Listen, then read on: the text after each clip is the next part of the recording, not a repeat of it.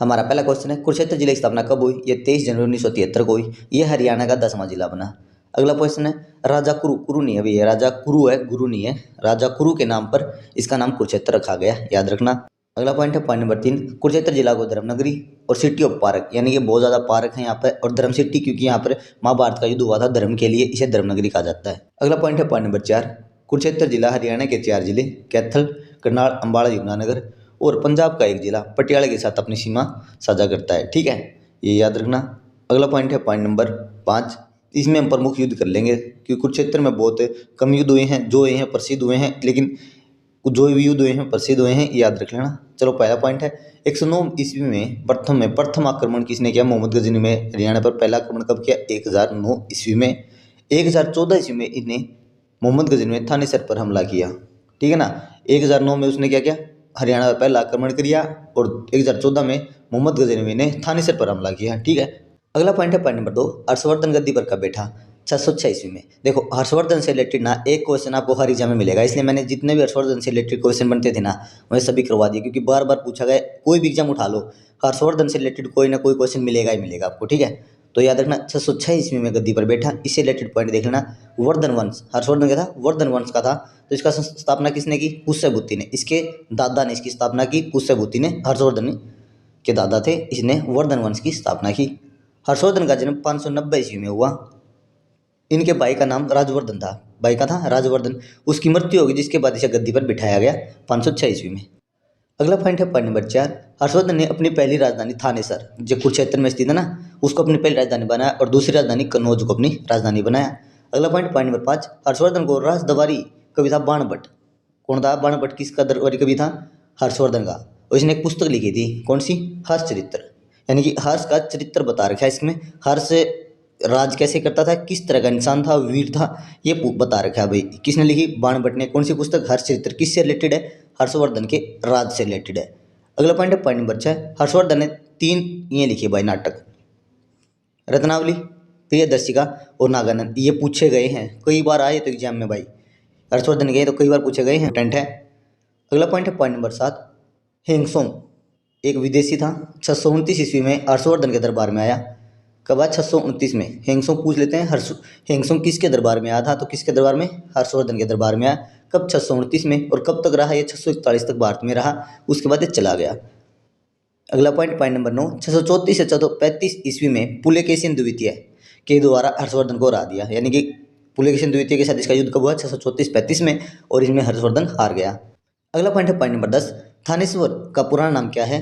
स्थानेश्वर। ठीक है ना, तो याद रखना, ये सभी पॉइंट इंपॉर्टेंट थे। हर्षवर्धन रिलेटेड एक क्वेश्चन पूछ ही लेता है, तो मैंने इसमें सभी करा दिया, कोई रहेगा नहीं। ठीक है ना, तो याद कर लेना। और एक तीसरा युद्ध 1854 में हुआ। देखो 1854 में लाडवा के एक राजा थे, राजा अजीत सिंह, इन्होंने अंग्रेजों के विरुद्ध विद्रोह किया था 1854 में। याद रखना, लाडवा राजा कौन थे? अजीत सिंह। ये पूछा गया है कि लाडवा के राजा कौन थे? अजीत सिंह। अगला क्वेश्चन है क्वेश्चन नंबर 6, धर्म क्षेत्र समाचार पत्र, ये कब निकाला गया? 1943 में। और कहाँ से? कुरुक्षेत्र से। देखो कुरुक्षेत्र को धर्म क्षेत्र कहा जाता है, धर्मनगरी कहा जाता है, तो धर्म क्षेत्र के बारे में वही से निकलेगा, धर्म क्षेत्र से। ठीक है ना। अगला पॉइंट पॉइंट नंबर 7, कुरुक्षेत्र जिले प्रमुख संग्रहालय, संग्रहालय देख लेना, इंपॉर्टेंट है क्योंकि पूछे जाते हैं बार बार, इसलिए इंपॉर्टेंट है। गुलजारी लाल नंदा संग्रहालय, यह कुरुक्षेत्र में है। इसकी स्थापना 4 जुलाई 1999 को की गई, और किसके द्वारा? तत्कालीन प्रधानमंत्री अटल बिहारी वाजपेयी के द्वारा उसकी स्थापना की गई। इस संग्रहालय का नाम हमारे पूर्व प्रधानमंत्री गुलजारी लाल नंदा के नाम पर रखा गया है। अगला पॉइंट है पॉइंट नंबर 2, थानेसर संग्रहालय, ये थानेसर कुरुक्षेत्र में है। देखो भाई ये ना चित्र देख लो ना, ये शेख चिल्ले का मकबरा है, और इसी के अंदर ये संग्रहालय बना हुआ है। देखो ये दीवारें ना, इन्हीं के अंदर ये बनाया गया है, और यहीं पर कब्रें भी हैं। ठीक है, और शेख चिल्ली से रिलेटेड कुछ प्रश्न है, उसे देखना, क्योंकि प्रश्न पूछे जाते हैं शेख चिल्ली से रिलेटेड। यह शेख चिल्ली के मकबरे के अंदर बना हुआ है, मैंने आपको बता दिया। शेख चिल्ली का मकबरे का निर्माण 1650 में शाहजहां के शासनकाल में दारा सिकोह ने करवाया।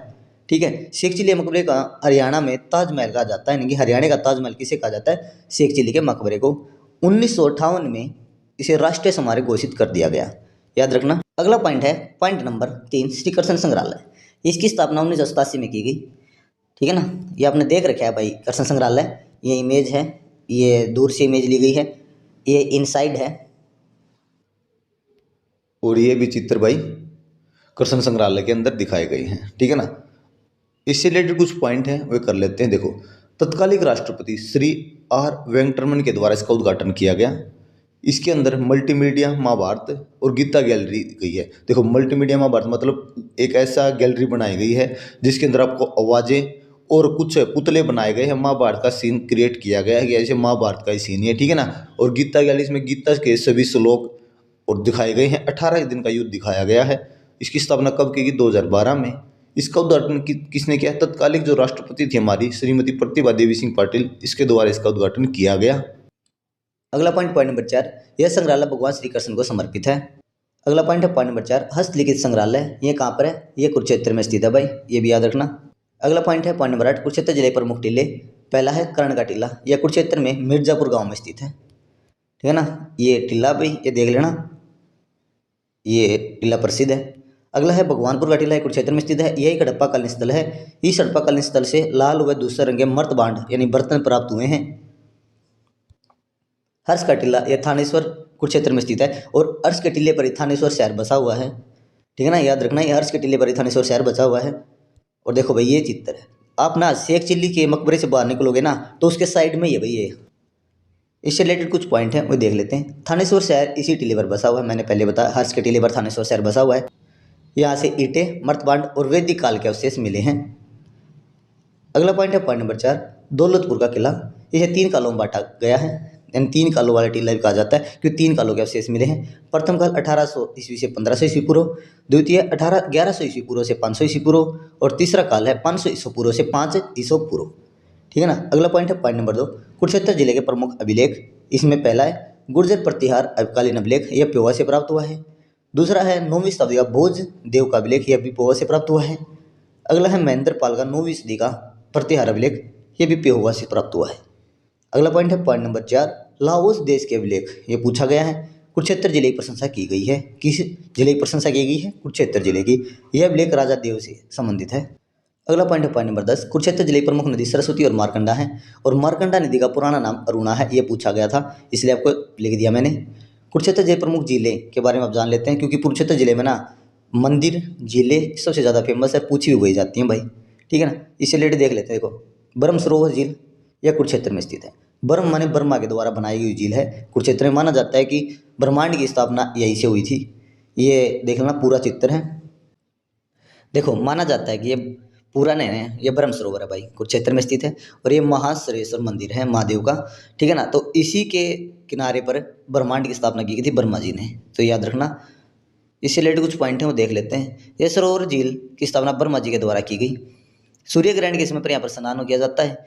इसी के समय पर गीता महोत्सव का आयोजन किया जाता है। यही वह स्थान है जहाँ पर गीता महोत्सव आयोजन किया जाता है। राज्य का सबसे बड़ा पवित्र स्थल है। इसे चारों तरफ से पक्का किया गया है, ये याद रखना, ठीक है। देखो यहाँ से पूरा पक्का है ये, यहाँ से भी और इसके चारों तरफ से भी यहाँ को आओगे ना वही पक्का है और ये चारों तरफ से बहुत बड़ा पक्का है। और माना जाता है कि जो इस सरोवर की परिक्रमा कर लेता है ना वह सभी तीर्थों की परिक्रमा कर लेता है, ये माना जाता है। अगला पॉइंट है पॉइंट नंबर 2, स्नित झील ये कुरुक्षेत्र में स्थित है। देखो भाई ये सनितर झील, इसे भगवान विष्णु का निवास स्थान माना जाता है और सरस्वती के 7 नदियाँ यहाँ आकर मिलती हैं ऐसा माना जाता है। इसे कुछ पॉइंट देख लो। इसे भगवान श्री कृष्ण का निवास स्थान माना जाता है। झील को सरस्वती की 7 नदियों का मिलन स्थान भी कहा जाता है। अगला पॉइंट है पॉइंट नंबर 12, कुरुक्षेत्र जिला एक ऐसा जिला जिसे अपनी कोई विधानसभा सीट नहीं है।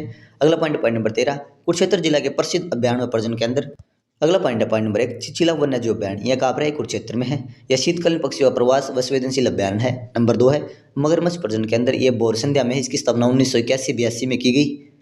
अगला पॉइंट है पॉइंट नंबर 3, काला तितर प्रजनन केंद्र, यह पिपली कुरुक्षेत्र में है। अगला पॉइंट नंबर 4, ब्लैक बक प्रजनन केंद्र, यह कुरुक्षेत्र में है। अगला है छोटा चिड़ियाघर, ये पिपली में ना छोटा चिड़ियाघर की स्थापना की गई है, ये भी कुरुक्षेत्र में है। अगला पॉइंट है पॉइंट नंबर 14, कुरुक्षेत्र जिले में सर्वाधिक मात्रा में शकरकंद उगाई जाती है। तो ये पूछा गया था कि हरियाणा किस जिले में शकरकंद बहुत ज़्यादा मात्रा में उगाई जाती है, तो कहाँ पर?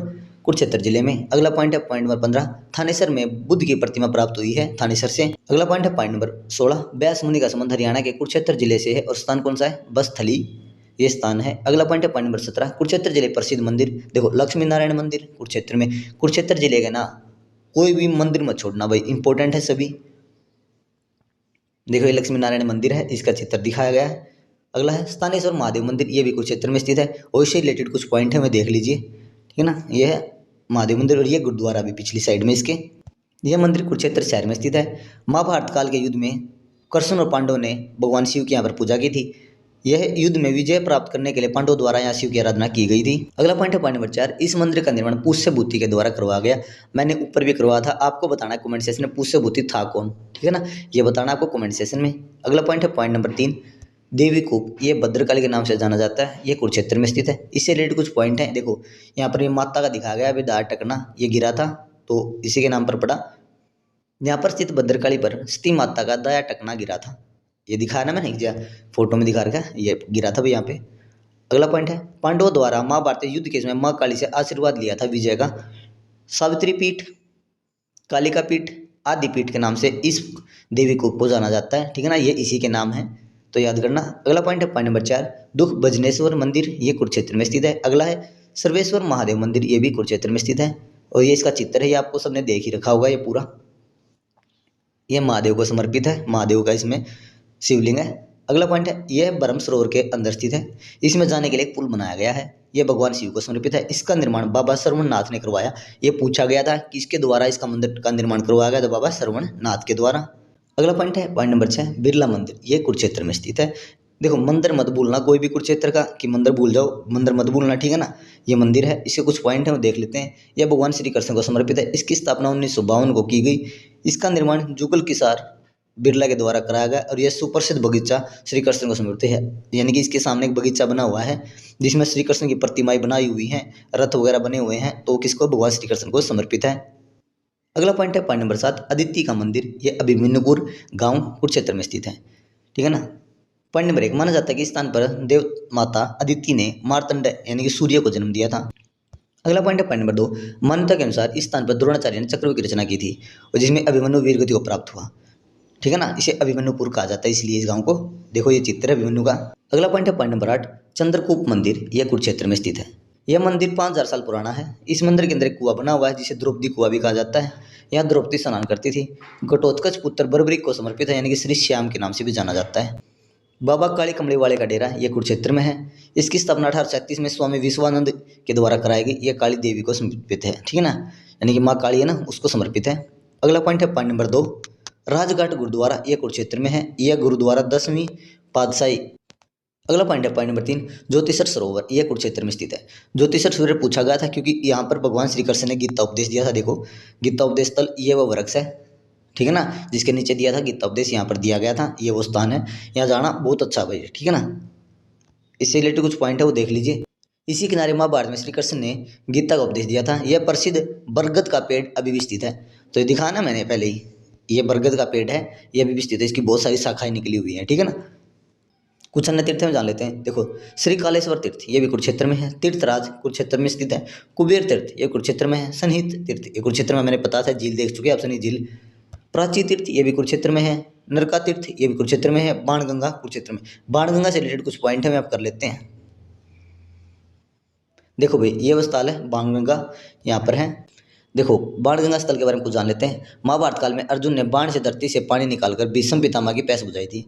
उसके बाद इसको बाणगंगा नाम से जाना जाने लगा। दयालपुर गांव, ये कुरुक्षेत्र में है। इसमें कुंड में स्नान करते हैं जहाँ पर भीष्म पितामह को बाणों पर सैया पर लेटाया गया था, ठीक है ना, तो ये याद रखना। अगला पॉइंट है पॉइंट नंबर 11, पुंडरिक सरोवर, ये भी कुरुक्षेत्र में है। कमलनाथ सरोवर जिसे गीता भवन में है, ये कुरुक्षेत्र में स्थित है। आपका तीर्थ, ये भी कुरुक्षेत्र में है। मार्कंडेय तीर्थ, ये भी कुरुक्षेत्र में गुमटी गांव में है, ठीक है ना। अगला पॉइंट पॉइंट नंबर 15, कमोदा वन, ये कुरुक्षेत्र में स्थित है। देखो जो इंपॉर्टेंट थे उनके बारे में ज़्यादा डिटेल दे रखी है, जो कम इंपॉर्टेंट थे पूछे जा भी सकते हैं नहीं भी, वो आपको बता दिया ताकि याद तो रहे। आपको डायरेक्ट नाम ही पूछेगा भाई, और कुछ ज़्यादा नहीं पूछता, इनसे नाम याद रख लेना। अगला पॉइंट पॉइंट नंबर 18, गुरुद्वारा छठी पातशाही, यह सनहित तीर्थ के समान है, ठीक है ना, और ये कुरुक्षेत्र में स्थित है। अगला पॉइंट है पॉइंट नंबर 19, गुरुद्वारा नौवीं पातशाही, यह थानेश्वर कुरुक्षेत्र में स्थित है। यह गुरुद्वारा स्थानेश्वर महादेव मंदिर के निकट स्थित है। अगला पॉइंट है पॉइंट नंबर 20, कुरुक्षेत्र विश्वविद्यालय, यह कुरुक्षेत्र में स्थित है। केयू के बोलते हैं इसे, केयू की यूनिवर्सिटी, ठीक है ना। इससे कुछ पॉइंट है। यह हरियाणा प्रथम विश्वविद्यालय है, पूरे हरियाणा में पहला विश्वविद्यालय कब खोला गया, 1956 में। किसके द्वारा इसका उद्घाटन किया गया, पूर्व राष्ट्रपति, हमारे प्रथम राष्ट्रपति श्री डॉक्टर राजेंद्र प्रसाद के द्वारा। यह हरियाणा का पहला विश्वविद्यालय, पहली यूनिवर्सिटी है, 1956 में इसकी स्थापना की गई। अगला पॉइंट पॉइंट नंबर 21, कुरुक्षेत्र में गुरुकुल की नींव स्वामी श्रद्धानंद के द्वारा 1911 में रखी गई, और झज्जर में भी गुरुकुल की स्थापना की गई कब, 16 मई 1995 में, याद रखना। अगला पॉइंट पॉइंट नंबर 22, राष्ट्रीय प्रौद्योगिकी संस्था, यह कुरुक्षेत्र में स्थित है। इसकी स्थापना 1962 में की गई, और इसे नीट के नाम से भी जाना जाता है। अगला पॉइंट है पॉइंट नंबर 23, आकाशवाणी के अंदर कुरुक्षेत्र में स्थित है, यानी कि 3 जगहों पर हरियाणा में और ये कुरुक्षेत्र में स्थित है। इसकी स्थापना 24 जून 1991 को की गई। अगला point point number 24, Geeta institute of management and technology, ये कहाँ पर है? ये कुरुक्षेत्र में है। गीता याद रखना, गीता कहाँ पर होती है? कुरुक्षेत्र में, तो ऐसे भी याद कर सकते हो। इसकी स्थापना 2007 में की गई। घोड़ों के व्यापार के लिए प्रसिद्ध स्थल है पेहोवा, यह कुरुक्षेत्र में स्थित है। अगला पॉइंट है महाभारत का युद्ध 18 दिनों तक चला था। देखो भाई, ये क्वेश्चन पूछा गया था, इसे मैंने डाल दिया। वैसे सभी को पता हुआ 18 दिन तक चला था, लेकिन ये क्वेश्चन पूछा जाता है, कई बार बालक भूल जाते हैं, इसलिए मैंने डाल दिया। अगला पॉइंट है पॉइंट नंबर 27, चनेट्टी का स्तूप यहाँ पर है, ये थानेसर में स्थित है और ये अशोक के द्वारा बनवाया गया। देखो भाई, ये चनेट्टी स्तूप है, यहाँ पर बुद्ध की जो अवशेष है ना वे मिले हैं। अगला पॉइंट है पॉइंट नंबर 28, कुरुक्षेत्र जिले में शाहबाद क्षेत्र में, शाहबाद जो क्षेत्र है कुरुक्षेत्र जिले का, उसे हॉकी की नर्सरी के नाम से जाना जाता है। मैं याद कर लेना, शाहबाद क्षेत्र है जो कुरुक्षेत्र का, उसे क्या कहा जाता है? हॉकी की नर्सरी। अगला पॉइंट है point number 29, Kalpana Chawla planetarium, ये कहाँ पर है? ये कुरुक्षेत्र में, इसे तारामंडल कहा जाता है। देखो ये चित्र है इसका। इसकी स्थापना 24 जुलाई 2007 को की गई। अगला point point number 30, Gita Jayanti समिति का गठन 1992 में किया गया।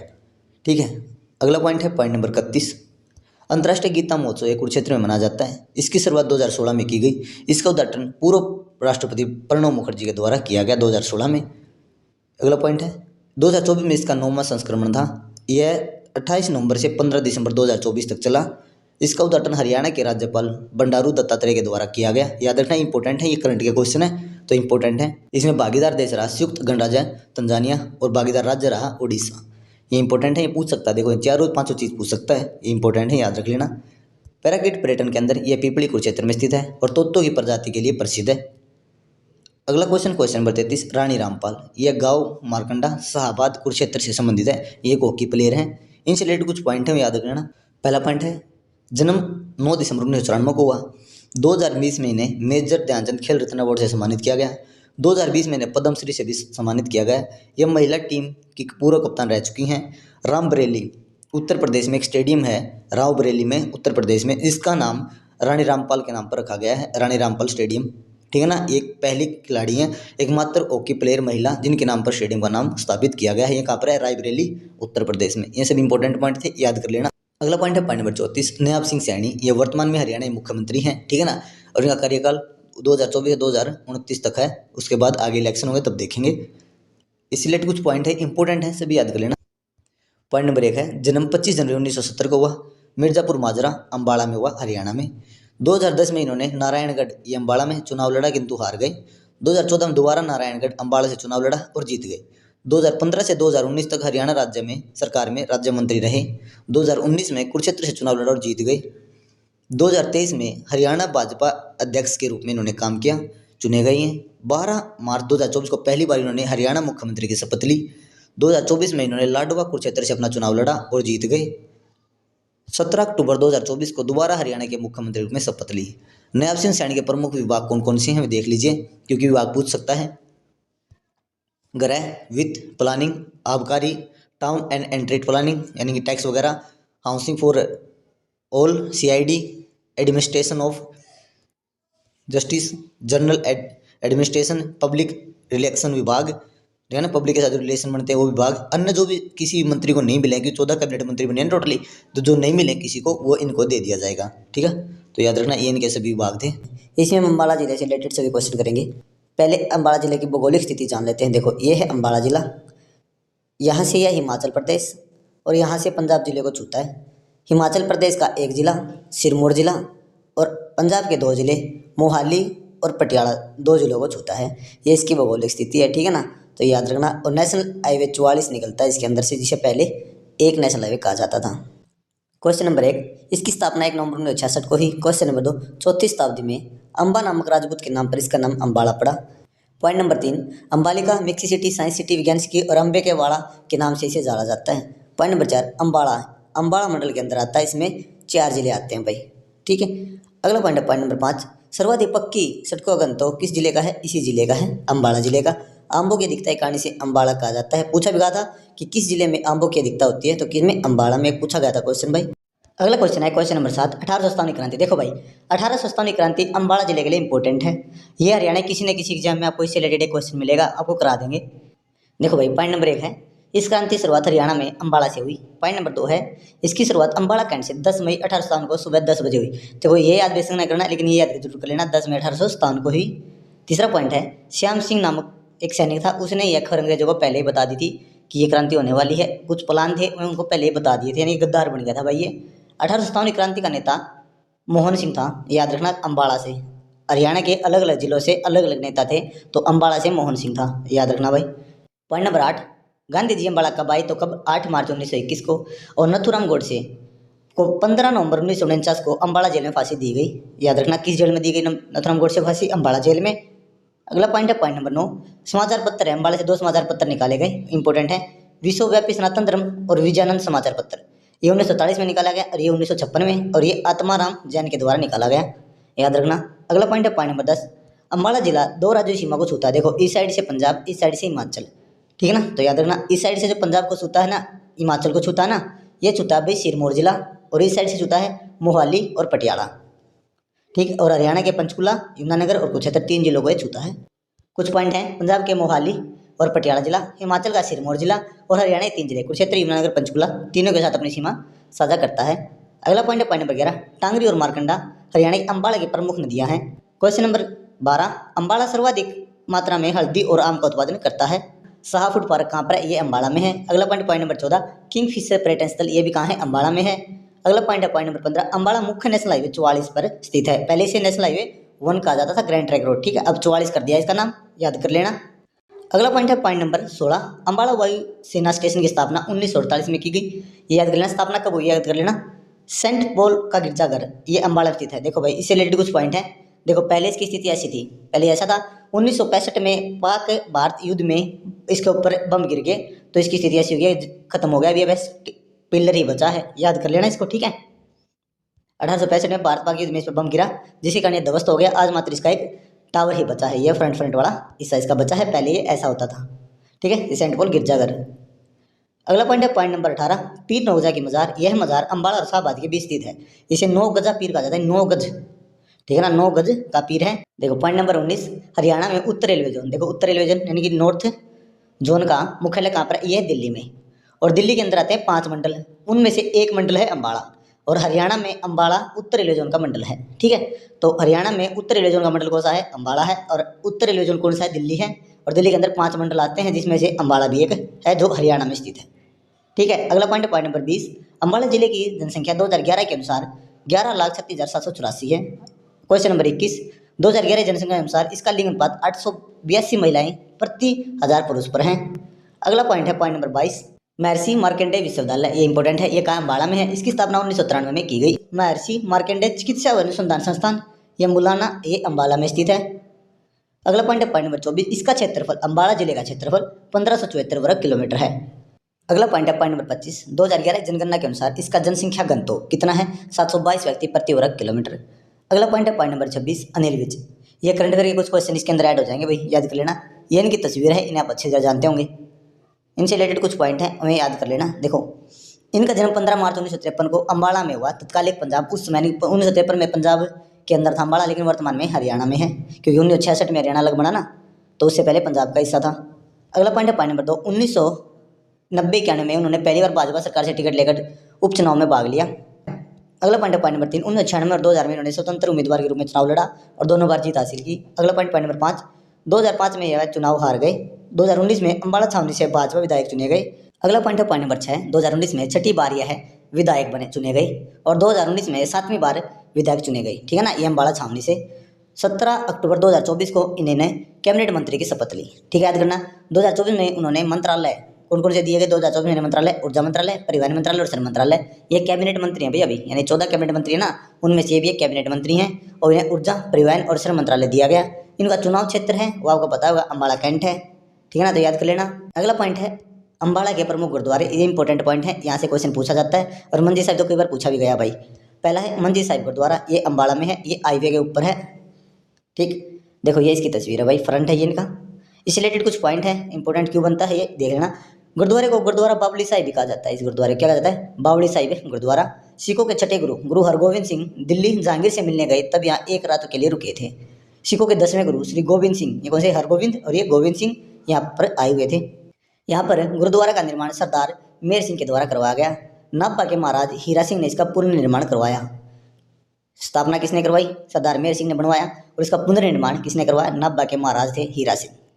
अगला पॉइंट है पॉइंट नंबर 2, सूरजकुंड गुरुद्वारा। यह रामपुर में सरशहरी अम्बाला में स्थित है। सिखों के 10वें गुरु श्री गोविंद जी यहाँ पर 2 महीने के लिए रुके थे, इसलिए इस गुरुद्वारे को सूरजकुंड गुरुद्वारा कहा जाता है, क्योंकि यहाँ पर ये तालाब है। सूर्य ग्रहण के समय पर यहाँ पर स्नान होता है। ठीक है। अगला पॉइंट है पॉइंट नंबर 3, शीशगंज गुरुद्वारा। ये अम्बाला में स्थित है। आपको इनके सिर्फ नाम याद रखने, ज़्यादा मत याद रखना। ये तो मैं वैसे आपको बता रहा हूँ, डिटेल में याद करोगे तो ज़्यादा बेटर होगा। इसके कुछ पॉइंट हैं। मंजी साहिब गुरुद्वारा से मात्र 300 मीटर की दूरी पर बना हुआ है ये। अगला पॉइंट है पॉइंट नंबर 2, सिखों के 9वें गुरु गुरु तेग बहादुर जी यहाँ पर दिल्ली जाने से पहले रुके थे। ठीक है ना। ये मंजी साहिब से 300 मीटर दूर है। ये इसकी फोटो आप देख लेना। अगला है बादशाही बाग गुरुद्वारा। ये अम्बाला में स्थित है, बादशाही बाग। इसके इंपॉर्टेंट पॉइंट है, ये सिखों के 10वें गुरु गुरु गोविंद सिंह को समर्पित है। इनके पास एक सफेद बाज होता था। ठीक है। पीर अमीन दीन, ये पीर होते थे मुस्लिम पीर के, इनके पास एक काला बाज होता था। तो चिड़िया को लड़वाया था इन्होंने, यानी कि गुरु गोविंद सिंह ने और पीर अमीर दीन ने आपस में बाजों की लड़ाई करवाने की सलाह की। पीर अमीन दीन ने इन्हें चुनौती दी, तो गुरु गोविंद सिंह ने एक चिड़िया के साथ इस बाज को लड़वा दिया, काले बाज को। इनके जो काले बाज था और जो काला बाज था वो मर गया भाई, घायल हुआ और थोड़ी देर बाद मर गया। तो चिड़िया के बाज को घायल कर दिया और वह बाज मारा गया। इसी स्थान पर चिड़िया से हम बाज लड़ाऊँ तो भी गोविंद सिंह नाम का हूँ।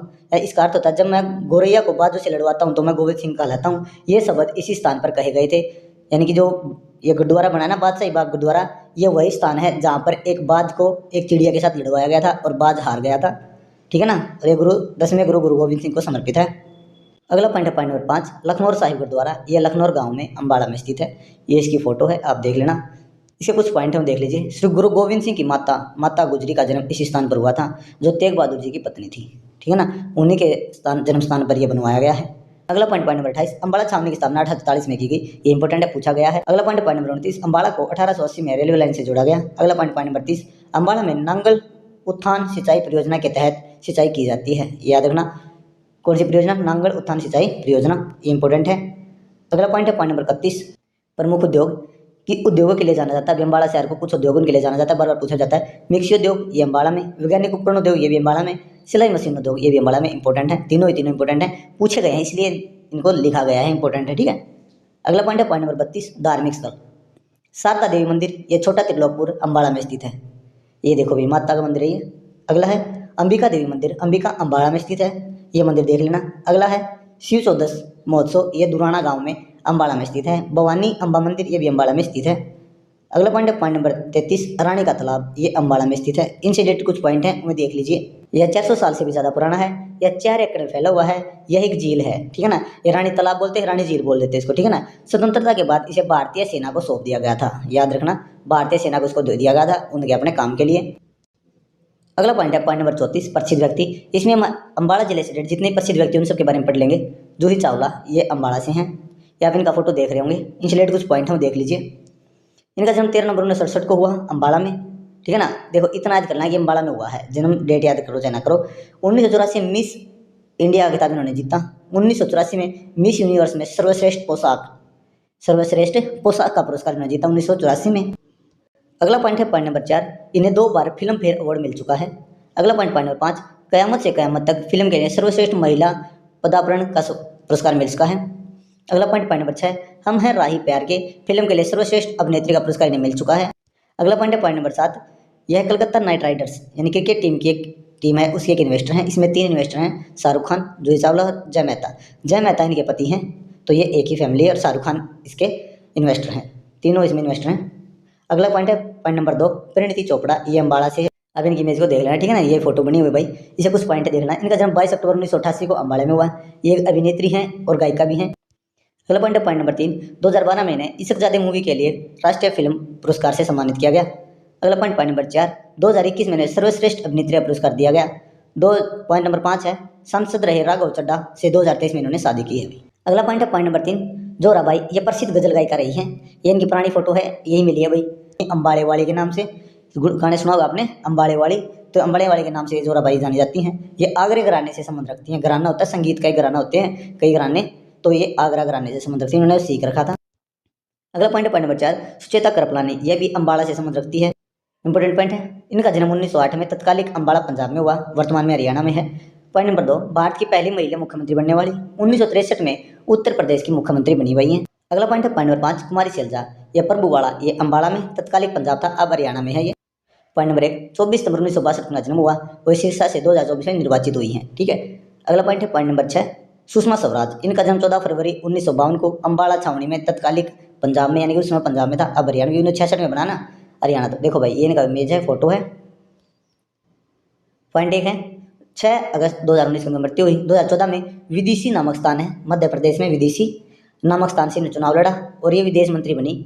मरण उपरांत 2020 में इन्हें पद्म विभूषण से सम्मानित किया गया। इंपॉर्टेंट है, याद रखना, 2020 में मरणोपरांत पद्म विभूषण इन्हें दिया गया। अगला पॉइंट है पॉइंट नंबर 7, ओम प्रकाश पुरी, 18 अक्टूबर 1950 को अम्बाला तत्कालिक पंजाब में इनका जन्म हुआ, वर्तमान हरियाणा। मृत्यु हुई 6 जनवरी 2017 को मुंबई में इनकी मृत्यु होगी। 1990 में पद्मश्री से इन्हें सम्मानित किया गया। 2004 में ऑर्डर ऑफ ब्रिटिश एम्पायर से इन्हें सम्मानित किया गया। ये इंपॉर्टेंट पॉइंट था। आज हम पंचकुला जिला कंप्लीट कर लेंगे। इससे पहले हम 9 जिले कर चुके हैं। यदि आपने अभी तक ये जिले नहीं किए हैं ना तो ये कर लेना, ठीक है। इनका वीडियो का लिंक डिस्क्रिप्शन बॉक्स में, वहाँ से कर लेते हैं। और यदि अभी तक आपने चैनल को सब्सक्राइब नहीं किया, सब्सक्राइब कर लीजिए, वीडियो लाइक और चैनल को शेयर करना मत भूलिएगा। पहले पंचकुला जिला, इसके हम डिटेल जान लेते हैं कुछ। देखो, ये 2 राज्यों की सीमा को छूता है। इस साइड छूता है हिमाचल प्रदेश और इस साइड से पंजाब, और यहाँ यह चंडीगढ़ केंद्र शासित प्रदेश को छूता है। हरियाणा का मात्र एक जिला है जो चंडीगढ़ को छूता है, ठीक। यह पंजाब के मोहाली और हिमाचल के सोलन और सिरमौर जिले को छूता है। क्वेश्चन 1 है, इसकी स्थापना, यानी कि जो पंचकुला जिला है, इसकी स्थापना 15 अगस्त 1995 को की गई। यह हरियाणा का 17वां जिला बना, अम्बाड़ा से अलग होकर। 5 झरनों या कूपों के कारण इसे पंचकुला कहा जाता है। अम्बाड़ा जिले के कुछ स्थान हैं जिन्हें पुराने नाम पूछ ले जाते हैं, जैसे कालका को कालकूट कहा जाता था, रायपुर को नैनो सिटी और पिंजौर को पंचमपुर के नाम से जाना जाता था। अगला पॉइंट है पॉइंट नंबर 5, हरियाणा का सबसे छोटा जिला क्षेत्रफल के हिसाब से फरीदाबाद है और सबसे बड़ा जिला क्षेत्रफल के हिसाब से सिरसा है। अगला पॉइंट है पॉइंट नंबर 6, पंचकुला हरियाणा का सबसे कम जनसंख्या वाला जिला है और सबसे अधिक जनसंख्या वाला जिला फरीदाबाद है। अगला पॉइंट है पॉइंट नंबर 7, पंचकुला हरियाणा का सर्वाधिक वनों वाला जिला है और सबसे कम वन फतेहाबाद जिले में पाए जाते हैं। अगला पॉइंट है पॉइंट नंबर 8, हरियाणा का सबसे कम ग्रामीण जनसंख्या वाला जिला पंचकुला है। अगला पॉइंट है पॉइंट नंबर 9, सबसे कम पशुधन वाला जिला पंचकुला है और सर्वाधिक पशुधन पाया जाता है हिसार में। अगला पॉइंट है पॉइंट नंबर 10, मोटरसाइकिल एम्बुलेंस शुरू करने वाला हरियाणा का पहला जिला कौन बना? पंचकुला। घग्गर और टांगरी नदी इसकी प्रमुख नदी है किसकी? पंचकुला जिले की। पंचकुला अम्बाड़ा मंडल से अलग हुआ, अम्बाड़ा मंडल के अंदर 4 जिले आते हैं। अगला पॉइंट नंबर 13, पंचकुला, मोहाली और चंडीगढ़, इन तीनों को मिलाकर इन्हें ट्राई सिटी के नाम से जाना जाता है। अगला पॉइंट नंबर 14, पहली सेब मंडी हरियाणा पंचकुला में खोली गई। अगला पॉइंट नंबर 15, पंचकुला हरियाणा का मात्र एक ऐसा जिला है जो चंडीगढ़ के साथ सीमा साझा करता है और हरियाणा कोई भी जिला चंडीगढ़ को नहीं छूता। अगला पॉइंट नंबर 16, पंजाब के मोहाली जिले के साथ यह सीमा साझा करता है, मैंने मैप में बता दिया था। पॉइंट नंबर 17, हिमाचल प्रदेश के 2 जिलों के सीमा साझा करता है, सोलन और सिरमौर। अगला पॉइंट नंबर 18, यह हरियाणा के एकमात्र जिले अम्बाड़ा के साथ अपनी सीमा साझा करता है, यानी कि अम्बाड़ा एक जिला है हरियाणा का, उसी के साथ ये सीमा साझा करता है पंचकुला जिला। अगला पॉइंट नंबर 19, हरियाणा में सर्वाधिक वर्षा वाला क्षेत्र पंचकुला है और सबसे कम वर्षा भिवानी जिले में होती है। अगला पॉइंट नंबर 20, पंचकुला जिले के प्रसिद्ध स्मारक व स्थल, हम इनके बारे में डिटेल से पढ़ेंगे। पहला है भीमा देवी मंदिर, यह पंचकुला में स्थित है। ये देखो भैया ये तस्वीर है, उत्तर भारत का खजुराहो के नाम से भी भीमा देवी मंदिर को जाना जाता है। अगला पॉइंट नंबर 2, रामपुर किला, रामपुर रानी पंचकुला में स्थित है। देखो ये दरवाजा दिख रहा ना, ये है भाई, इसकी स्थापना 1420 में राव राय सिंह के द्वारा की गई। अगला पॉइंट नंबर 3, रामगढ़ का किला, यह चंडीगढ़ बॉर्डर पर पंचकुला में स्थित है। देखो ये होटल जैसा दिख रहा ना, ये रामपुर का किला भाई, यह किला चंदेल राजपूत का है, वर्तमान में इसे एक होटल में तब्दील कर दिया गया है। अगला पॉइंट नंबर 4, पंचकुला हरियाणा का सबसे छोटा नगर निगम है। जनसंख्या के आधार पर पंचकुला सबसे छोटा नगर निगम है हरियाणा का, याद रखना। अगला पॉइंट नंबर 5, मनसा देवी मंदिर, ये मणिमाजरा पंचकुला में स्थित है। ये इसकी तस्वीर है मंदिर की, इनसाइड और आउटसाइड। इसका निर्माण 1815 में मणिमाजरा के शासक थे महाराजा गोपाल सिंह के द्वारा करवाया गया। अगला पॉइंट नंबर 6, काली माता का मंदिर, यह कालका पंचकुला में है। ठीक, ये दिख रहा है आपको, इसकी तस्वीर दिख रही होगी ना, यह शिमला कालका राजमार्ग पर स्थित है। अगला पॉइंट नंबर 21, पंचकुला जिले के अभ्यारण्य, प्रजनन केंद्र व जीव संरक्षण केंद्र बताए हैं। देखो वीर शिकारगढ़ वन्यजीव अभ्यारण्य, यह पंचकुला के पिंजौर शहर में स्थित है। इसकी स्थापना 1975 में की गई। 1987 में इसे वन्यजीव अभ्यारण्य घोषित किया गया। याद रखना भाई, वन्यजीव अभ्यारण्य संरक्षण केंद्र इंपॉर्टेंट है। अगला है खेल ही रहता है वन्य जीव उद्यान, ये पंचकुला में स्थित है। 10 दिसंबर 2004 को इसको वन्य जीव उद्यान घोषित किया गया। नाम याद कर लेना और स्थान याद कर लेना, इतना भी इंपॉर्टेंट है भाई, इतना कर लेना बहुत है। अगला पॉइंट है पॉइंट नंबर 3, गिद्ध प्रजनन व संरक्षण केंद्र, यह पंचकुला में स्थित है। इसकी स्थापना 2001 में की गई। इसके कुछ पॉइंट है। यह एशिया का एक पहला गिद्ध प्रजनन केंद्र है, यानी कि एशिया का पहला गिद्ध प्रजनन केंद्र कौन सा है, यह पंचकुला में स्थित है। गिद्धों का अध्ययन करने वाला हरियाणा भारत का पहला राज्य है।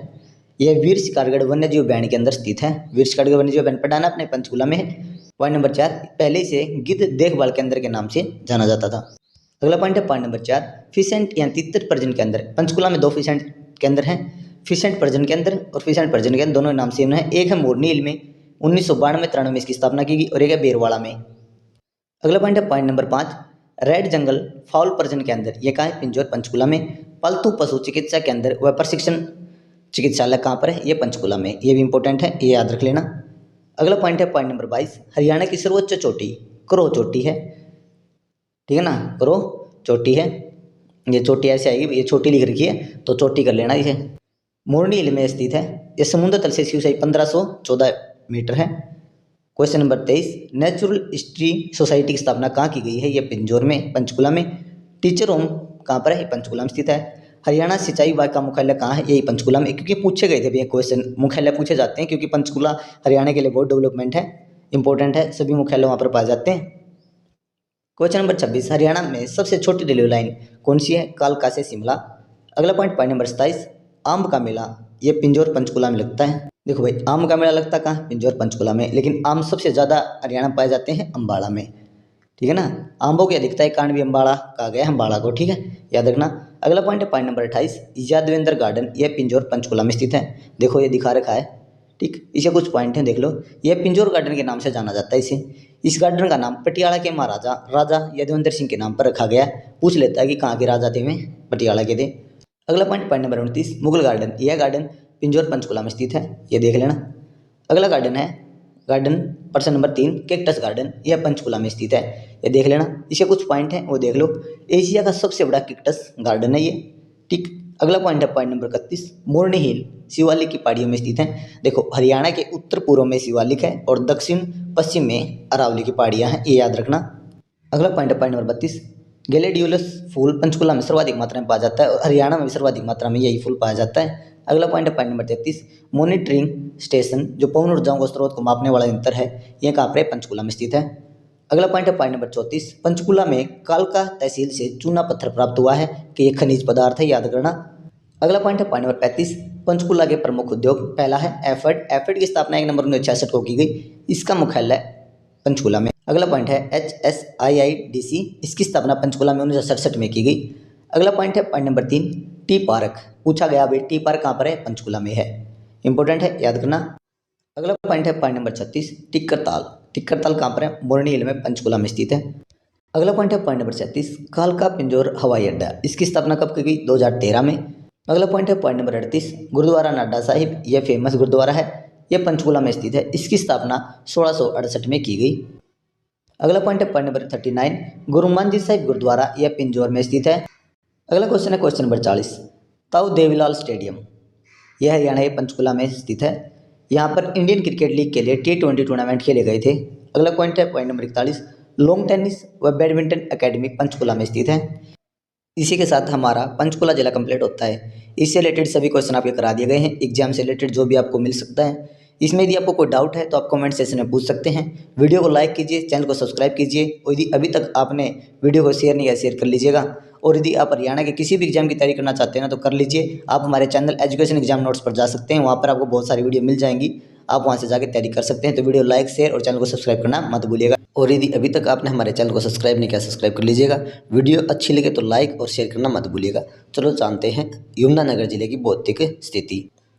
देखो यमुनानगर जिला हरियाणा के 3 जिले और 3 स्टेट अन्य के साथ सीमा बनाता है। यहाँ से यूपी, यहाँ से उत्तराखंड और यहाँ से हिमाचल प्रदेश। और हरियाणा के करनाल, कुरुक्षेत्र, अम्बाड़ा 3 जिलों के साथ अपनी सीमा साझा करता है। हिमाचल के सिरमौर जिला, उत्तराखंड के देहरादून और उत्तर प्रदेश के सहारनपुर जिले के साथ अपनी सीमा साझा करता है। अब चलते हैं इसके क्वेश्चन पर। क्वेश्चन बहुत इंपॉर्टेंट है, आप याद कर लेना। पॉइंट नंबर 1 है यमुनानगर जिले की स्थापना 1 नवंबर 1989 को की गई। इससे पहले ये अम्बाला जिले का हिस्सा था। अगला पॉइंट नंबर 2, यमुना नदी के कारण इसका नाम यमुनानगर पड़ा। पेपर सिटी, मछलियों का स्वर्ग, अब्दुल्लापुर, शुगर सिटी इसके अन्य उपनाम हैं, यानी कि इन नामों से भी यह जाना जाता है। पॉइंट नंबर 4, जगाधरी जो कि यमुनानगर में एक स्थान है, उसको पहले युगंधर के नाम से जाना जाता था। टोपरा अभिलेख यह यमुनानगर से मिला है। इससे रिलेटेड कुछ पॉइंट हैं वे देख लेते हैं। देखो ये यमुनानगर के अंदर ना टोपरा गांव है, उसके अंदर केंद्र सरकार के द्वारा स्थापित किया गया है। पॉइंट 1 है यमुनानगर जिला बनने से पहले यह अभिलेख जो टोपरा अभिलेख है, यह अम्बाला का हिस्सा था। यह अभिलेख अशोक कालीन यानी अशोक के समय से है। इस अभिलेख में संस्कृत भाषा व ब्राह्मणी भाषा का प्रयोग किया गया है। अगला पॉइंट है पॉइंट नंबर 6, कपाल मोचन का अधूरा अभिलेख। ये एक अधूरा अभिलेख है। कपाल मोचन जगाधरी से मिला है। यह अभिलेख जगाधरी के सूद नामक स्थान से मिला है। इस अभिलेख में 12 खड़ी लिखी हुई है। प्रश्न पूछा गया था, इंपॉर्टेंट है। अगला पॉइंट है पॉइंट नंबर 7, यमुनानगर जिला जैसे मैं पहले बता चुका हूँ 3 जिले हरियाणा के और 3 राज्यों के साथ सीमा बनाता है। यहाँ हिमाचल, उत्तराखंड, उत्तर प्रदेश, ये हरियाणा 3 जिले करनाल, कैथल और अम्बाला। इंपॉर्टेंट है, याद कर लेना। देखो भाई, हरियाणा के अम्बाला, कुरुक्षेत्र, करनाल, उत्तराखंड का देहरादून, हिमाचल प्रदेश का सिरमौर जिला और उत्तर प्रदेश का सहारनपुर जिले के साथ सीमा साझा करता है। अगला पॉइंट नंबर 8, यमुनानगर जिले की प्रमुख नदी यमुना नदी है। यमुना नदी उत्तराखंड के बंदरपुत श्रेणी से यमुनोत्री हिमनद से निकलती है। यह 12 मासी नदी है, यानी कि साल भर चलती है। यह नदी हरियाणा और उत्तर प्रदेश के बीच 320 किलोमीटर लंबी सीमा रेखा बनाती है। यह नदी हरियाणा में ताजेवाड़ा नामक स्थान से हरियाणा में प्रवेश करती है। ताजेवाड़ा नामक स्थान से पश्चिमी यमुना नहर निकाली गई है। यह नदी हसनपुर जो फरीदाबाद में स्थित है वहाँ से होती हुई उत्तर प्रदेश में प्रवेश कर जाती है। अगला पॉइंट है पॉइंट नंबर 9, अथनीकुंड बैराज। ये यमुनानगर में है। देखो भाई ये बहुत बड़ा है। इसके कुछ पॉइंट है, मैं देख लेते। यह बांध यमुना नदी पर बना हुआ है। यह बांध ताजेवाड़ा बैराज के स्थान पर बनाया गया है, यानी पहले यहाँ पर क्या था, ताजेवाड़ा बैराज था, उसके स्थान पर यह बनाया गया। इसकी स्थापना 1873 में की गई। इसका निर्माण 1996 से 1999 के बीच हुआ। यह बैराज पश्चिमी और पूर्वी यमुना नहर में पानी को मोड़ने का कार्य करता है। अगला पॉइंट नंबर 10, यमुनानगर जिला जो हरियाणा में गन्ने के उत्पादन में प्रथम स्थान पर है, हरियाणा में। पॉइंट नंबर 11, उत्तर भारतीय रेलवे कार्यालय हरियाणा में जगाधरी में स्थित है। अगला पॉइंट है पॉइंट नंबर 12, जगाधरी के सूद नामक स्थान से एक मूर्ति प्राप्त हुई है जिसमें कई संगीतकार एक बैलगाड़ी में बैठकर कहीं जाते हुए दिखाई दे रहे हैं। कहाँ से प्राप्त हुई है? ये जगाधरी है, सूद नामक स्थान से। अगला पॉइंट नंबर 13, बिल्ट ये एक स्टेडियम है जो यमुनानगर में स्थित है। पूछा गया था इसका संबंध फुटबॉल स्टेडियम है, ये फुटबॉल की गेम से संबंधित है। अगला पॉइंट नंबर 14, यमुनानगर जिले का क्षेत्रफल 1768 वर्ग किलोमीटर है। अगला पॉइंट नंबर 15, छछरौली का विद्रोह ये 1818 में हुआ। जिसका नेता कौन था? इसका नेतृत्व किया जोधा सिंह ने। अगला पॉइंट नंबर 16, ब्रह्म समाचार पत्र ये 1925 में जगाधरी से निकाला गया, जगाधरी यमुनानगर से। अगला पॉइंट नंबर 17, कुरुक्षेत्र जिले प्रमुख स्थल व संग्रहालय के बारे में जान लेते हैं। ठीक है, पहला है बीरबल का रंग महल, ये बार बार पूछा जाता है। बुढ़िया या बुढ़िया ही मिल सकता है भाई आपको, बुढ़िया या बुढ़िया मिल जाए तो भी कोई बात नहीं, एक ही चीज़ है। ठीक है ना, जगाधरी यमुनानगर में स्थित है। यह वह किला है। इसके कुछ इंपॉर्टेंट पॉइंट है, मैं देख लेते हैं। इसे बुढ़िया का रंग महल भी कहा जाता है। यह बीरबल का जन्म हुआ था इस रियासत में। इसका निर्माण शाहजहाँ के दरबारी था, उसने 1630 में इसका निर्माण करवाया। अगला पॉइंट नंबर 2, गुरु गोविंद सिंह मार्शल आर्ट संग्रहालय ये यमुनानगर में स्थित है। पॉइंट नंबर 3, छछरौली का किला ये छछरौली गांव में है, ये भी यमुनानगर में स्थित है। इसके कुछ पॉइंट हैं, वो देख लेते हैं। इसका निर्माण राजा कलसिया के द्वारा करवाया गया। छछरौली को हरियाणा का चेरापूंजी कहा जाता है। इंपॉर्टेंट है, हरियाणा के स्थान को चेरापूंजी कहा जाता है, छछरौली को। ठीक। अगला पॉइंट नंबर 4, चिनेट्टी का स्तूप चिनेट्टी गांव में स्थित है। मैंने पहले बताया था इसके बारे में, ये जगाधरी यमुनानगर में है। इसके कुछ पॉइंट हैं, देखो ये बनाना ये स्तूप होता है भाई, ठीक है ना। यहाँ पर अवशेष रखे जाते हैं, बौद्ध धर्म से रिलेटेड कुछ अवशेष, और जिसने बनवाया वो अपने कुछ अवशेष यहाँ पर रखता है। ये अशोक के द्वारा बनवाया गया, अशोक से संबंधित अवशेष यहाँ पर प्राप्त हुए हैं। अगला पॉइंट नंबर 19, यमुनानगर जिला के प्रमुख मंदिर चिट्टा या चित दोनों में से कोई मिल जाए, ये एक ही नाम है, चिट्टा मंदिर या चित मंदिर, ये यमुनानगर में स्थित है। यह बजरंगबली हनुमान जी को समर्पित है। इसकी इंपॉर्टेंट पॉइंट है, यह मंदिर हनुमान जी को समर्पित है। इस मंदिर को काल महाभारत काल का माना जाता है। इस मंदिर के अंदर एक गीता भवन है जिसकी दीवारों पर गीता के श्लोक लिखे हुए हैं। अगला पॉइंट है पॉइंट नंबर 2, भगवान परशुराम सर्वधर्म मंदिर, यह भी जगाधरी यमुनानगर में है। इस मंदिर में सभी धर्मों के संतों व भविष्यकर्ताओं की मूर्तियां स्थापित हैं। अगला पॉइंट नंबर 3, आदि बद्री नारायण मंदिर, ये इंपॉर्टेंट है, याद कर लेना। यह बिलासपुर यमुनानगर में स्थित है। इसे बद्री नारायण मंदिर के नाम से भी जाना जाता है। इसे कुछ इंपॉर्टेंट पॉइंट हैं, देखो यहाँ पर हमारे पूर्व मुख्यमंत्री मनोहर लाल खट्टर भी गए थे और यह स्थान है, ठीक है ना, मेन गेट अभी इसका ही। इसके कुछ पॉइंट हम जान लेते हैं। पॉइंट 1 है, आदि बद्री से बौद्ध, कुषाण व हिंदू धर्म के साक्ष्य मिले हैं। कथाओं के अनुसार वेद व्यास ने भागवत पुराण की रचना आदिबद्री के इसी स्थान पर की थी। पांडवों ने अपने अंतिम वर्ष का अज्ञातवास के कुछ दिन यहाँ पर बिताए थे। सरस्वती नदी का उद्गम स्थल आदिबद्री को यमुनानगर को माना जाता है, इंपॉर्टेंट है। और यहाँ पर एक सरस्वती कुंड भी बना हुआ है जहाँ से आज भी यमुना नदी निकलती है। क्वेश्चन नंबर 5, पंचमुखी मंदिर जगाधरी यमुनानगर में। पंच माने 5, मुख माने मुख, 5 मुखों वाला मंदिर, यानी ये भगवान जो हनुमान जी हैं, बजरंगबली जी, उनके 5 मुखों वाला मंदिर है ये। पॉइंट 1 है, यह मंदिर हनुमान जी को समर्पित है। इस मंदिर में स्थापित मूर्ति में हनुमान जी के 5 मुख हैं, ठीक है ना। जगाधरी में स्थित है, आपने देख लिया ये। अगला पॉइंट है पॉइंट नंबर 5, पंचमकालीन जैन मंदिर, ये बुढ़िया या बुरिया यमुनानगर में स्थित है। पॉइंट नंबर 6, गुरुद्वारा कपाल मोचन बिलासपुर यमुनानगर में स्थित है। इनके कुछ पॉइंट हैं, इंपॉर्टेंट है, याद कर लेना, ये बहुत इंपॉर्टेंट पॉइंट है, ये देख लेना भाई। ये गुरुद्वारा, ये तालाब है ना, ये तालाब मोस्ट इंपॉर्टेंट है। इससे रिलेटेड इसे सूर्य कुंड भी कहा जाता है, ये मोस्ट इंपॉर्टेंट है। इससे रिलेटेड कुछ प्रश्न है, वो देख लीजिए। पहला है, इसकी स्थापना 1687 में की गई। 1688 में गुरु गोविंद सिंह बगानी की लड़ाई के बाद यहाँ पर रुके थे। गुरु नानक जी 1554 में स्थान पर आए थे। यहाँ पर एक कुंड बनाया गया है जिस स्नान करने से ब्राह्मण हत्या के पाप से मुक्ति मिल सकती है। माना जाता है कि ब्रह्मा जी का शीश काटने के बाद भगवान शिव भी यहाँ पर आए थे। स्थानीय कथाओं के अनुसार माना जाता है रावण की हत्या करने के बाद भगवान श्री राम पुष्कर विमान से इस स्थान पर आए, जिसके बाद इस स्थान का नाम, जो ये तालाब है ना जो दिखा था आपको, उस तालाब का नाम सूर्य कुंड कहा जाता है, ठीक है ना। एक पूछा भी गया था भाई, सूर्यकुंड कहाँ पर स्थित है, तो सूर्यकुंड इस गुरुद्वारे में यमुनानगर में स्थित है। इस जो तालाब है ना, इसी को सूर्यकुंड कहा जाता है, ठीक, इंपॉर्टेंट है, याद करना। अगला पॉइंट नंबर 7, इस स्थान को गोपाल मोचन के नाम से भी जाना जाता है, इंपॉर्टेंट पॉइंट है। अगला पॉइंट है 7, श्री कालेश्वर महादेव मठ, ये कलेश्वर यमुनानगर में स्थित है। देखो, इस भगवान शिव को समर्पित है ये। इस मंदिर में प्रसाद के रूप में दिए जाने वाला जल, यानी कि जल को अमृत बोलते हैं यहाँ पर, एक औषधि के रूप में कार्य करता है जो जड़ी बूटियों से बना हुआ होता है। अगला पॉइंट नंबर 19, यमुनानगर जिले के प्रमुख उद्योग। पॉइंट नंबर 1 है Shri Gopal paper mill limited, ये यमुनानगर में है। इसकी स्थापना 1969 में हुई। 1975 में इसका नाम बदला गया और बलालपुर इंडस्ट्रीज लिमिटेड इसका नाम कर दिया गया। इंपॉर्टेंट है, पेपर मिल पूछी गई है पहले भी, याद रख लेना। पेपर मिल कहाँ पर है, यमुनानगर में। Bharat starch limited chemical limited, ये यमुनानगर में स्थित है। इसकी स्थापना 1938 में की गई। अगला पॉइंट है पॉइंट नंबर 3, टिम्बर मार्केट, इसे लकड़ी की मार्केट या लकड़ी का उद्योग भी कहा जाता है, ये यमुनानगर में है। इसकी स्थापना 1947 में की गई। इसे पहले अब्दुल्लापुर मंडी के नाम से जाना जाता था, अब्दुल्लापुर मंडी।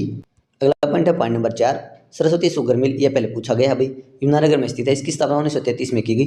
पॉइंट नंबर 5, गोला बारूद उद्योग, ये भी यमुनानगर में स्थित है। और यहाँ पर गोला बारूद को रखने के लिए लकड़ी के बक्से बनाए जाते हैं, जो भारतीय सेना का 80% यहाँ से बनाए जाते हैं भाई, ठीक है। अगला है point number 6, Yamuna gases limited, ये यमुनानगर में स्थित है। इसकी स्थापना 1973 में की गई। अगला पॉइंट नंबर 7, हरियाणा डिस्टिलरी उद्योग, ये यमुनानगर में है, ये पूछा गया था। इसकी स्थापना 1969 में की गई। अगला है पॉइंट नंबर 8, देसी शराब उद्योग, ये जगाधरी यमुनानगर में स्थित है, ये भी इंपॉर्टेंट है, ये पूछा जाता है, देसी शराब बोलते हैं भाई इसे। अगला पॉइंट नंबर 20, यमुनानगर जिले की कुछ परियोजनाएं। दीनबंधु छोटराम ताप विद्युत परियोजना, ये बूदकला गाँव है, वहाँ पर है यमुनानगर में। इसकी स्थापना 2008 में की गई। इसकी पावर क्षमता 600 मेगावाट है। कितनी? 600 मेगावाट है, याद रखना। अगला पॉइंट है पॉइंट नंबर 2, पश्चिमी यमुना नहर जल विद्युत परियोजना, ये यमुनानगर में है। 1977 में इसकी स्थापना की गई और 16 मेगावाट इसकी पावर है, 1600 मेगावाट, ठीक है। अगला पॉइंट है पॉइंट नंबर 3, सरस्वती नदी पुनरुत्थान परियोजना, ये रोड़ाहेरी गाँव है, यमुनानगर में वहाँ पर है। इसकी स्थापना 21 अप्रैल 2015 को की गई। ये पूछा गया था भाई, कहाँ से? रोड़ाहेरी, यमुनानगर जिला पूछा गया था डायरेक्ट, तो याद रखना। अगला पॉइंट है पॉइंट नंबर 21, चौधरी देवीलाल प्राकृतिक हर्बल नेचुरल पार्क, कहाँ पर है? ये चूपुर में है, ये यमुनानगर में है। देखो ये बना हुआ है ना, ये उसी के मैप है। अगला पॉइंट है पॉइंट नंबर 22, कलेश्वर राष्ट्रीय उद्यान, यमुनानगर में स्थित है। आपको बताना है कि पूरे हरियाणा में कितने राष्ट्रीय उद्यान हैं, ठीक है ना। इसे कुछ पॉइंट है देख लेते हैं। इसकी स्थापना 2003 में की गई। यह जंगली मुर्गियों, लाल जंगली मुर्गियों के लिए प्रसिद्ध है। उद्यान के मध्य में महादेव का मंदिर है, जिसके नाम पर इसका नाम कलेश्वर रखा गया है। कलेश्वर महादेव मंदिर, भगवान शिव के नाम पर इसका नाम रखा गया है। अगला पॉइंट है पॉइंट नंबर 23, कलेश्वर वन्य जीव उद्यान, ये भी यमुनानगर में है। इसे कुछ इंपॉर्टेंट पॉइंट है वो देख लीजिए। ये हाथी का चित्र दिखा गया है। एशियाई हाथी यहाँ पर पाए जाते हैं, भारतीय तेंदुए पाए जाते हैं, भौंकने वाले हिरन पाए जाते हैं। इसकी स्थापना 13 दिसंबर 1996 को की गई। अगला पॉइंट है पॉइंट नंबर 24, सुनील दत्त, ये यमुनानगर जिले से संबंध रखते हैं। देखो ये है सुनील दत्त और ये संजय दत्त। संजय दत्त इनके पुत्र हैं, ठीक है ना, इनको सब जानते हैं। इनके कुछ रिलेटेड पॉइंट है वो देख लीजिए। इनका जन्म, जो सुनील दत्त हैं, उनका जन्म 6 जून 1929 को हुआ। 25 मई 2005 को इनका स्वर्गवास हो गया। इनका बचपन का नाम बलराज दत्त था। 1968 में इन्हें पद्मश्री से नवाजा गया। 1998 में राजीव गांधी राष्ट्रीय सद्भावना सम्मान से भी इन्हें दिया गया। 2005 में इन्हें दादा साहब फाल्के अवार्ड से सम्मानित किया गया। ये इंपॉर्टेंट पॉइंट थे, याद करना। अब देखते हैं, देखो हरियाणा में मुख्यमंत्री इसमें 14 कैबिनेट मंत्री हैं, उनमें से एक है श्याम सिंह राणा। एक कैबिनेट मंत्री हरियाणा सरकार में है वर्तमान में, 2024 की विधानसभा बढ़ी है उसमें। देखो भाई ये इनकी इमेज है, याद रखना, ठीक है ना। रादौर विधानसभा सीट इनका चुनाव क्षेत्र है, यमुनानगर में रादौर विधानसभा सीट। इन्हें कौन से मंत्री पद मिला है? इन्हें कृषि मंत्री का पद मिला है। इंपॉर्टेंट देखो, कृषि मंत्री, वित्त मंत्री, पुलिस अधिकारी, इस टाइप के जो पद होते हैं ना, शिक्षा के, पंचायत के, ये याद रखना क्योंकि इंपॉर्टेंट होते हैं, पूछे जाते हैं। इसी के साथ हमारा यमुनानगर जिला कंप्लीट होता है। इससे रिलेटेड सभी क्वेश्चन आपके करा दिए गए हैं, इससे बाहर कोई क्वेश्चन नहीं आएगा। यदि आपको किसी क्वेश्चन को लेकर डाउट है तो कमेंट सेक्शन में आप बता सकते हैं, हम आपका डाउट क्लियर कर देंगे। और यदि आपको वीडियो अच्छी लगी तो वीडियो लाइक, चैनल को सब्सक्राइब और वीडियो शेयर करना मत भूलिएगा। और यदि ऐसे ही हरियाणा जीके के अन्य एग्जाम की तैयारी करना चाहते हैं ना, तो भी हमारे education exam notes YouTube channel पर जाकर वहाँ से देख सकते हो, आपको सभी क्वेश्चन मिल जाएंगे, सभी इंपॉर्टेंट हैं। इसकी पीडीएफ आपको बाद में मिल जाएगी, जब ये 22 के 22 जिले हो जाएंगे ना, तो मैं आपको इनकी पीडीएफ दे दूंगा 22 के 22 जिलों की। तो वीडियो लाइक, शेयर और चैनल को सब्सक्राइब करना मत भूलिएगा। मिलते हैं एक नए जिले के साथ।